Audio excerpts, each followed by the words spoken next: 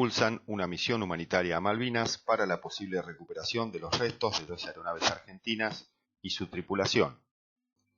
A través de una carta abierta audiovisual, un equipo de argentinos intenta que las autoridades británicas y los ciudadanos de las islas les den permiso para iniciar la búsqueda de los restos de 4 combatientes y de un helicóptero Puma 505 y un avión Dagger C-433. La firma el abogado, investigador y reservista Mariano Sciaroni, el periodista Oscar Feito, el documentalista y buzo técnico y científico Uriel Porta y el coronel de comunicaciones Luis Ángel Benardi, actualmente subdirector de Bienestar del Ejército Argentino. Hace 3 años, estos 4 hombres dieron inicio a una investigación cuya misión es encontrar los restos de un helicóptero Puma 505 en el que viajaban el teniente primero Juan Carlos Buschiazzo, el teniente primero Mario Roberto Fiorito y el sargento mecánico de aviación Horacio Raúl Di Mota, y de un avión Dagger que pilotaba el teniente primero José Leónidas Ardiles,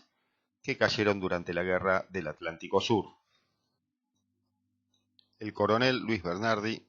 y el subteniente de reserva Mariano Sciaroni fueron los responsables de la investigación y lograron reconstruir los hechos recopilando varios documentos y testimonios británicos.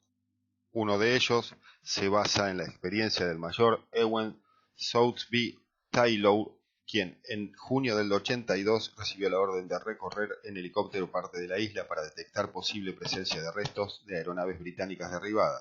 En uno de los vuelos sobre la isla, Bougainville registró en su bitácora restos de una aeronave no identificada y entre las estructuras diversas se reconoció un tren de aterrizaje correspondiente al de un helicóptero Puma.